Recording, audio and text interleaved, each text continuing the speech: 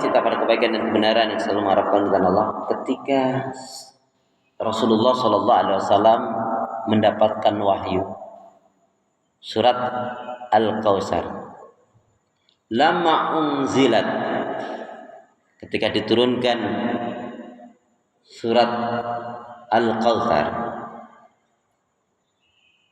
itu Nabi Masya Allah setelah menerima ayat itu, Nabi berjumpa dengan sahabat dengan keceriaan dan senyum. Sahabat bertanya, ya Rasulullah, ada apa gerangan? Nampak sekali kau hari ini sangat ceria dan nampak sekali Masya Allah. Ada apa ya Rasul? Maka Rasul menyatakan, ya, baru saja aku mendapatkan wahyu Allah Subhanahu wa taala. Kemudian Rasul membacakan, A'udzubillahi minasyaitonirrajim. Inna a'tainakal kautsar. Fasholli li rabbika wanhar. Inna syani'aka huwal abtar. Sesungguhnya kami Allah telah banyak memberikan nikmat karunia yang besar, karunia yang banyak padamu Muhammad. Karena di sini adalah khitabnya kepada Rasulullah. Fasholli, maka bukti kamu syukur iman itu cinta. Jadi kalau kita kaitkan bukti kita iman, cinta dan syukur kepada Allah itu apa? Perhatikan sholatmu. Fasholli li rabbika wanhar, dan berkurbanlah. Ya. Jadi ada mengatakan sholat di sini adalah sholat Idul Adha. Wanhar, dan berkurbanlah. Karena apa? Karena Allah. Karena orang-orang yang membencimu Muhammad, orang yang membenci Allah, orang yang membenci Al-Quran, orang yang membenci Islam, dia terputus dari rahmat Allah. Maknanya dia akan diazab, disiksa oleh Allah, kecuali dia mendapatkan hidayah Allah atau taubatan nasuha. Ketika Rasulullah telah menyampaikan ayat ini, kemudian Rasul bertanya, tahukah kalian Al-Kautsar? Tahukah kalian Kautsar? Kami tidak ngerti. Allah alam, Allah dan Rasul yang mengetahui ya Rasul. Ketahuilah Al-Kautsar itu adalah, yaitu selain Rasulullah diberi hak oleh Allah memberikan syafaat kepada umatnya, yaitu Rasulullah di surga nanti diberi oleh Allah telaga surga, sungai di surga itu namanya Al-Kautsar, yang di dalamnya penuh dengan kenikmatan, hal-hal yang banyak menyenangkan, dan di situ akan banyak umatku yang mengunjunginya, telaga Kautsar itu. Maka di antara sahabat ada yang mengatakan, ya Rasulullah, doakan kami ini ya Rasulullah, agar kami termasuk orang yang mendapatkan di akhirat nanti bisa memasuki telagamu ya Rasulullah. Ini di antaranya. Nah, saudara kesiman, di bulan Zulhijjah ini ada amalan-amalan yang sangat utama. Apa itu? Yang pertama adalah haji.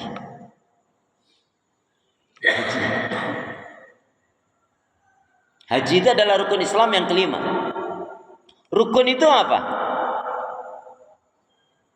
Rukun itu apa? Rukun itu adalah sesuatu yang apabila tidak dikerjakan batal, tidak sah. Contohnya rukun haji adalah wukuf di padang Arafah. Dia sudah jalankan tawafnya dengan bagus, sa'inya dengan semuanya ada rangkaiannya, tapi dia tidak wukuf di Arafah, batal. Dia wajib datang lagi di tahun selanjutnya. Rukun Islam ada 5. Syahadat, sholat, puasa, zakat dia jalankan, tapi dia menolak kewajiban haji. Buang-buang duit, ngapain haji? Dia menolak, maka batal sah, maka batal keislamannya. Kalau dia hanya mengatakan ya setelah hanya begitu aja, ya tetap dia kufur, dia berdosa besar. Saya pernah ngisi kajian Pak, saya sangat terkejut sekali. Betul-betul terkejut saya. Pertanyaannya mengerikan menurut saya. Ustaz Akhli, saya mau tanya, itu Ustadz Fulan itu menurut Ustadz matinya mati kafir atau mati murtad atau mati Yahudi itu Ustadz? atau mati Nasrani.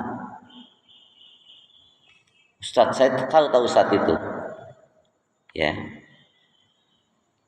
Astagfirullah. Pak, ini nih.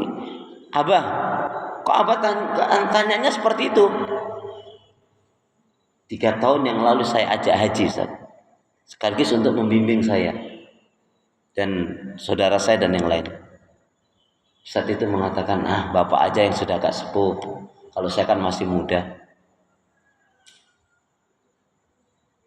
Ustaz jangan begitu. Kita perlu dibimbing nih. Ya, tapi bapak aja yang berangkat. Saya tidak tahu karena dia sibuk dengan bisnisnya atau apa, Allah a'lam. Betul Ustaz, nggak mau nih Ustaz. Ya, udah bapak aja deh. Kalau saya kan masih muda, nanti kan dia lupakan kematian. Jadi bapak Ustaz itu meninggal dalam saya sendiri mengira sudah haji karena jamaahnya cukup banyak. Tapi qadarullah ternyata belum haji. Itu ternyata pertanyaan si Abah itu tadi. Maka saya bilang, Allah alam, kita tidak bisa memvonis seseorang. Hanya ada hadis satu riwayat yang menjelaskan, barang siapa yang dia diberi kelapangan rezeki kesehatan, tidak ada halangan untuk menaikkan ibadah haji, dia menunda-nunda, apalagi sampai menolak. Maka apa? Siap-siap saja matinya seperti Yahudi, Nasrani atau Majusi penyembah api. Allah alam sampai kita doakan mudah-mudahan dia dalam rangka bertobat waktu itu terus meninggal. Karena kita tidak boleh memvonis orang lain. Pak, kalau jenengan diajak haji mau nggak Pak? Mau nggak? Tanya dulu Pak, ini cuma diajak aja atau dibayarin gitu. Saya ini Pak terkejut lagi masalah haji ini. Ketika saya haji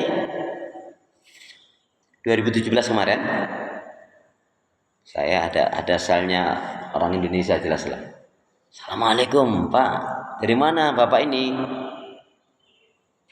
Saking Wonogiri. Berarti orang Jawa ini Pak, mesti orang Jawa. Saking Wonogiri. Oh, sehat Pak? Alhamdulillah. Bapak kloter pertama apa kedua ini? Saya kloter pertama, di Madinah saya tinggal intar lagi haji, terus ya. Temennya mana Pak? Ibu mana? Saya tanya ibu mana itu nangis Pak.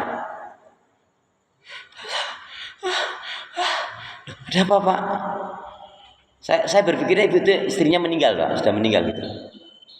Terus agak lama saya popok ini. Gimana Pak? Boleh cerita ada apa? Gimana Pak ceritanya? Mas, Bapak ini sudah mungkin 60-an ya. Menurut saya waktu itu masih muda Pak. Waktu itu masih muda. Saya juga pernah muda seperti Bapak Pak ya. Agak lama dia. Gimana Pak ceritanipun? Wonten apa Pak? Ceritanipun pripun Pak? Saya terus ngomong Jawa aja. Saya tuh sudah ngajak istri saya panggil KUA, saya panggil Ustadz untuk membuat istri saya mau berangkat bareng saya. Sudah saya daftarkan, tapi istri saya nggak mau menolak. Yang alasannya nggak masuk akal mungkin menurut panjenengan. Menurut saya juga nggak masuk akal alasan itu. Tapi itu fakta. Ya. Alasannya apa Pak? Nggak mau haji kenapa? Takut naik pesawat. Mau bilang apa? Makanya betul-betul panggilan haji itu adalah panggilan dari Allah. Rahmat dari Allah.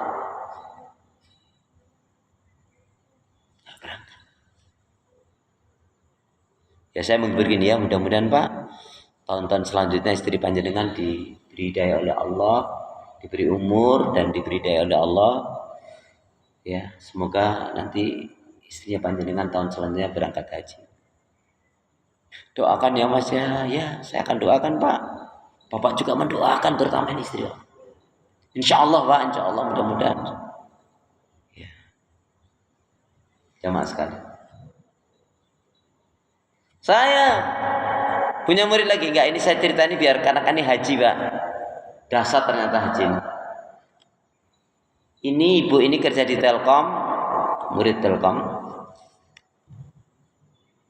Dapat pensiunan waktu itu 2006 sekitar 800 juta atau 700 juta. Kurang lebihnya segitulah. Banyak loh Pak uang segitu Pak, zaman segitu. Uang zaman sekarang juga banyak Pak. Ini suaminya diajak, nggak mau. Suaminya, mohon maaf ya, kerja lepas lah begitu. Ustadz gimana Ustadz? Suami saya tidak mau. Saya sudah dipanggil untuk isi pengajian di tempatnya beberapa kali, nggak tembus juga saya kasih nasihat. Pak, kesempatan ini Pak. Cuman pelongo-pelongo aja. Saya bilang ya udah Bu, kalau gitu Ibu pastikan ada uang mati.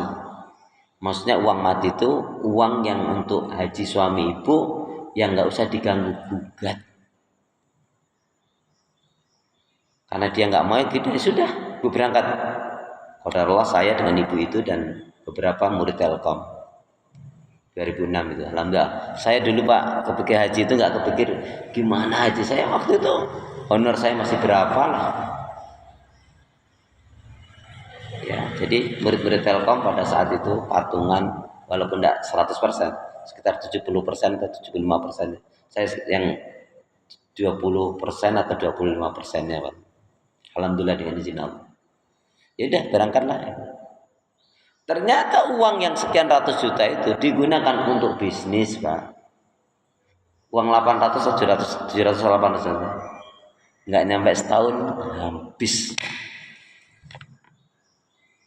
Qadarullah, uang yang sudah didaftarkan untuk haji itu sudah saya ingatkan juga diambil Pak. Makanya hari ini kita sedih juga Pak. Saudara kita yang furoda rata-rata itu di atas 500 loh Pak. Furoda paling murah itu 400 kurang lebih. Juga ini ratusan dan ribuan orang nggak berangkat. Allah alam ya. Ini dengan ikuti beritanya itu. Jadi pemerintahan Saudi tidak mengeluarkan visa furoda. Ya kita nggak boleh seuzon apakah yang dimakan haram, apa yang digunakan haram nggak. Kita doakan saja saudara kita yang belum menaikkan tidak jadi haji yang furoda ini diberi kesabaran oleh Allah Subhanahu Wa Taala menerima takdir Allah. Gitu. Amin gitu dong Pak. Jangan mentang-mentang jenengan, oh itu duduk aku, bukan begitu. Ya. Jadi yang dasar amalan utama adalah haji. Satu hal mohon maaf Bapak, mungkin ilmu ini jarang diketahui. Kalau sudah alhamdulillah mengingatkan, tapi belum saya kasih tahu. Karena di beberapa tempat majelis taklim, ini ke tempat yang berapa lupa saya. Belum tahu. Apa itu? Karena kita nggak haji. Ya, yang sudah menaikkan ibadah haji apa? Mendoakan saudara-saudara kita di bulan Zulhijjah ini yang menunaikan ibadah haji. Antum ngerti, panjenengan ngerti. Ketika kita mendoakan saudara-saudara kita yang menunaikan ibadah haji itu, kita mendapatkan pahala sebanyak mereka yang menunaikan ibadah haji. Yang beritanya kalau nggak salah tahun ini sekitar 5 sampai 7 juta atau bahkan 8 juta. Gimana doanya? Redaksinya mau nggak beda, tetapi intinya ada. Apa? Ya Allah ya Arham. Boleh ikutin saya Pak? Bismillahirrahmanirrahim. Ya Allah ya Arhamar Rahimin. Ya Hayyu ya Qayyum. Ya Allah, berilah kebaikan, kesehatan, keberkahan, kemampuan pada saudara-saudara kami yang menunaikan ibadah haji. Ya Allah, mudahkanlah, mampukanlah mereka menjalankan rukun wajib sunahnya haji, dan jadikanlah hajinya mabrur dan mabrurah. Redaksinya begitu Pak. Panjenengan nanti sekali dengan mendoakan itu, sebanyak itulah pahala yang Allah akan berikan kepada kita. Amin. Jadi kalau sekali kita mendoakan 5 juta pada hari itu, cukup jenengan doakan ini sekali saja ba'da sholat subuh. Sekali ba'da duhur, sekali ba'da asar, sekali ba'da maghrib, dan sekali ba'da isya. Cukup sekali dengan ngedoain ba'da subuh, ba'da duhur, ba'da asar, ba'da maghrib, dan ba'da isya. Setiap hari Pak, selagi pelaksanaan haji ini. Berarti insya Allah kalau 5 juta saja yang haji, berarti satu hari 5 waktu itu kita insya Allah akan mendapatkan 25 juta pahala kebaikan. Enggak mudah loh Pak mendapatkan pahala sebanyak itu. Cukup dengan mendoakan tadi. Saya tanya sama panjenengan, sebelum saya jelaskan ini, apakah jenengan pernah melakukan hal itu? Nah, maka ini ilmu. Kalau yang didoakan yang berangkat ya Pak, ya kita, saudara kita, tetangga kita. Kenapa nggak doakan semuanya? Selain yang belum haji, saya doakan saudara-saudaraku seiman, panjenengan yang belum menaikkan ibadah haji, saya doakan semoga Allah mudahkan, lancarkan dapat menaikkan ibadah haji. Amin. Jenengan mau haji? Mau haji? Punya tabungan nggak? Jangan ngomong kalau nggak punya tabungan. Jenengan berarti nggak serius. Nabung, minta kepada Allah. Boleh jadi jenengan baru nabung 3, 4, 5 juta, Allah berangkatkan dengan caranya Allah mau apa? Mungkin ada saudara, mungkin dapat warisan, mungkin tergerak, mungkin atasannya dengan bosnya dengan, ya. Allah tuh maha kuasa Pak dengan jalannya Allah. Kalau dengan sekali-kali jenengan mengatakan, nggak mungkin aku haji, ucapan kufur, nggak pantas diucapkan oleh orang beriman. Minta terus kepada Allah. Kalau jenengan jujur, serius, betul-betul minta, andaikan sampai mati tidak sampai berangkat haji, insya Allah mendapatkan pahala kebaikan dari doa minta haji tadi, berangkat haji tadi. Begitu insya Allah. Ya kalau rumornya ada benernya loh Pak. Pak Lulut gimana rumornya kalau masalah ini? Rumornya kalau doanya, ya Allah, hambamu setiap sholat, hambamu selalu menghadap kiblat ya Allah. Karena itu ya Allah berikan kemudahan agar hambamu bisa berangkat haji ya Allah. Begitu. Doanya begitu saja, simpel, cukup. Ikhtiarnya ada, nabung. Yang dibaca apa? Ya dicoba. Dibaca surat Al-Kahfi. Terus lazimkan Yasin, Ar-Rahman, surat Al-Waqiah, dan lagi satu lagi surat Al-Muluk. Terus kalau nggak tembus juga minta kepada Allah, coba pakai surat tanah, yakin tembus Pak insya Allah. Ya, jadi pakai surat tanah, surat tanah, surat sawah, surat rumah juga boleh. Silakan, coba deh.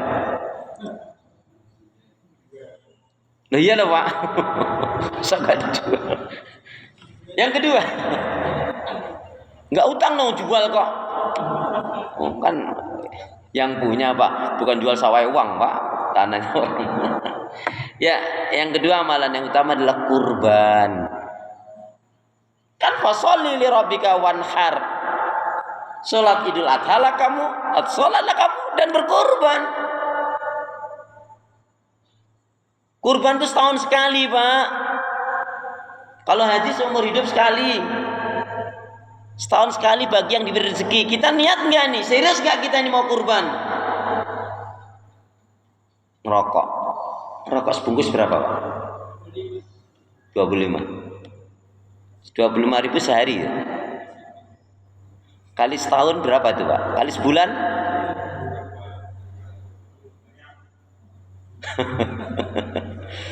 Kalau dihitung 25, Masya Allah, 600, 750 ya sebulan. 750 kan. Nah 750 itu sebulan, nggak setahun. Kalau 20.000 aja ya 600 sebulan, setahun 7.200.000. Nabung untuk haji 10 tahun lebih Pak. Kurban enggak bisa, enggak niat nih. Ya serius kalau memang mau ibadah. Pokoknya mulai tahun ini saya setelah ini dapat keterangan saya nggak akan ngerokok. Coba saya mau praktekkan uang rokok itu saya gunakan untuk rokok itu saya nggak bahas hukum, Pak. Ya, ngerokok itu nggak bersyukur, merusak jantung. Jantung harus dirawat malah dirusak, bakar uang. Apa nanti dikira nggak diminta pertanggungjawab oleh Allah Subhanahu Wa Taala? Jangan bilang itu porok kiai ngerokok, biarin kiai itu, kiai yang gitu. Jangan ikutin kiai yang ngerokok. Waduh, saat gatel nggak niat kamu. Kalau dikatakan nggak bersyukur apa nggak ngeri? Nanti diminta pertanggungjawab oleh Allah gimana? Duit dibakar-bakar. Maaf ya, saya nggak bermaksud menyinggung ya untuk yang ngerokok loh. Ini nabrak ini terus terang aja gitu. Malu kepada Allah. Ya. Jin apa Ji? Jin apa Ji? Masya Allah. Iya dong. Kenapa kata Nabi? Man wajada sa'atan ayudhahiha falam yudhai fala yaqrabana musallana. Kadang siapa yang diberi kemudahan kelapangan rezeki oleh Allah untuk berkurban, tapi nggak mau berkurban, jangan dekat-dekat dengan masjidku. Itu saking Nabi menekankan itu. Untuk sholat Nabi mengatakan shollu kama ra'aitumuni usolli. Sholat kalian sebagaimana kalian melihat aku sholat. Haji umrah Nabi mengatakan khudhu ani manasikakum. Ambillah dalam pelaksanaan haji itu seperti yang aku lakukan. Tapi ketika kurban Nabi tidak mengatakan berkurbanlah kalian sebagaimana kalian melihat aku kurban. Kalau Nabi mengatakan demikian kayaknya nggak ada yang kurban, Pak. Kenapa? Karena kalau tidak salah Nabi itu kurban yang pertama itu menyembelih 40 ekor domba. Kalau Nabi mengatakan berkurbanlah kalian sebagaimana kalian melihat aku kurban, mungkin udah kurban, malah 40 ya. Nabi itu sebelum wafat, sebelum meninggal ada yang mengatakan berkurban itu sekitar 100 ekor domba ya atau 90. Nabi sendiri menyembelih sekitar 15 ekornya. Selebihnya diserahkan kepada Ali ya dan sahabat yang lainnya. Jadi Nabi sendiri nyembelih sekitar 15 ekor yang menjelang wafat karena tahun kemudian Rasulullah sudah wafat. Allah a'lam. Jadi kurban itu niatkan betul. Jual itu kalau yang punya kendaraan banyak itu dijual. Untuk beli sepeda untuk ngegoes berjuta-juta aja bisa. Ini untuk tunggangan ke surga akhirat kok. Hitung-hitungan amat sih. Per bulunya aja itu ada nilai pahala kebaikan. Apalagi yang punya jam mahal itu jual aja. Apalagi punya mobil banyak kendaraan, jual saja. Jadi dengan punya mobil 3 yang dipakai juga 1, Pak. Ya, punya motor 5, jual itu. Jual 1 motor juga bisa. Tunggangan akhirat ini. Mang jamin tahun depan masih ada. Belum bisa. Ini masih ada berapa hari. Kalau sampai hari hanya belum, coba nanti mundur ke hari tasyrik. Ya, agak murah hari tasyrik itu insya Allah ya. Untung-untungan hari tasyrik itu murah betul atau malah atau nggak dapat gitu. Tapi coba aja. Tapi pengalamannya saja hari tasyrik itu jauh lebih murah. Aku duitnya misalkan cuma 2.500.000. Ini sekarang ini posisi 3.500.000. Ya sudah tunggu insya Allah. Tapi niatkan betul, nanti Allah akan kasih itu. Allah alam. Kalau ada di jamaah sekalian punya uang 2.500.000, udah ke saya. Ya. Ada kambing 2.500.000. Kurang 2.500.000 ada, asalkan dengan serius mau kurban, saya kasih deh. Ya. Ya. Saya kasih betul. Saya mohon maaf sedikit saya cerita tentang, saya nggak ngerti bapak saya itu ngomong setelah meninggal ini bapak tetangga ya, orang saudara jauh lah, baru cerita ke saya, Akhlis, aku tuh awal kurban itu gara-gara bapakmu loh. Lebih pun tak om, saya manggilnya om. Bapakmu itu nggak bilang di, ya, seterusnya namanya nggak saya bilang di aja, di. Aku wis korban belum?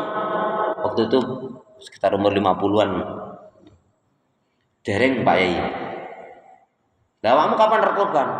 Dia mungkin ya wis. Tahun niki awakmu tak tukok ke wedhus kurban awakmu. Malu dia. Nggih mboten saya iki. Lha nek om ora duwe enggak apa-apa. Bapak saya ngajarin gitu. Tak tukok wedhus engko nggo kurban awakmu. Malu. Sejak itulah dia Allah Subhanahu wa taala menggerakkan sampai hari ini sekarang udah umur 60 lebih. Beliau enggak pernah meninggalkan. Ada juga yang karena saya terus terang tiap tahun memang jual sapi kambing Pak. Salah satu motivasi saya biar saya bisa kurban tiap tahun. Salah satunya. Nggak harus beli tempat saya Pak. Ya panjenengan. Tapi kalau udah bilang gini kok nggak beli juga. Ya. Saya nggak bilang kebangetan enggak gitu. Boleh kalau Bapak sambil ngegoes jalan ke kota sinema itu kan ngerti jenengan. Dekat kota sinema itu maju sedikit ya deretan rumah Sabta Pesona itu kandang saya. Boleh nanti tahun depan ada yang mau investasi modal ya. Kita tetap sana sini jadi asis ini.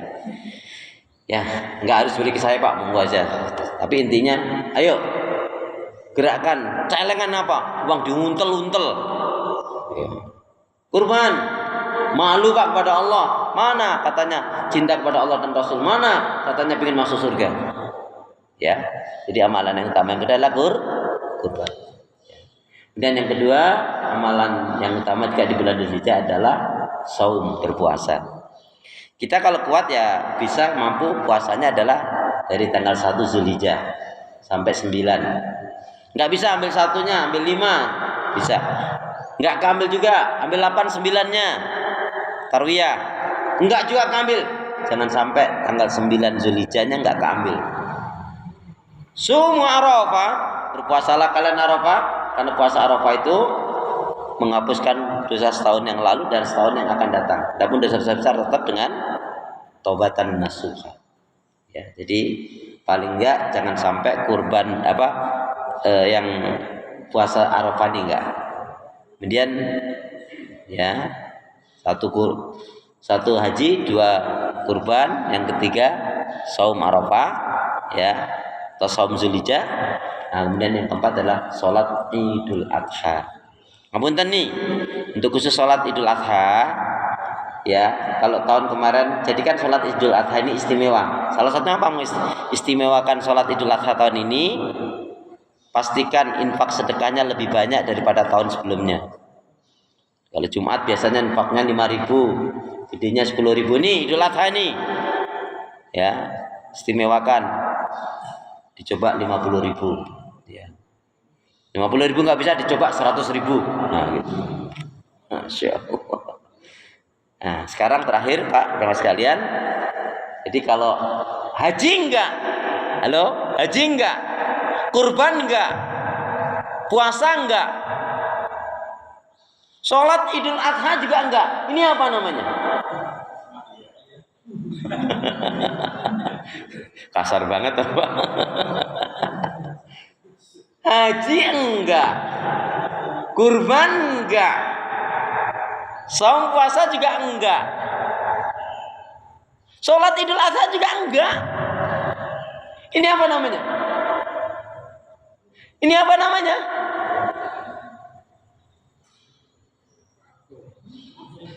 Ini apa namanya?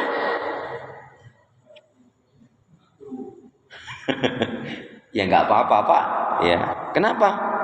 Dia sudah meninggal sebelum Dzulhijjah, kok apa-apa gitu. Loh, tadi kok ditanyakan saat masa hati-hati, jangan memvonis orang. Urus diri kita sendiri. Ya terserah Allah alam. Apa hak kita memvonis dia mengatakan ini dan itu adalah bang? Ada kemarin bilang kafir itu, munafik itu, malah kayak gitu. Gak boleh bang. Saya ingin tanya itu apa? Untuk kita tuh sadar, jangan usah ngomongin orang, nyalain orang.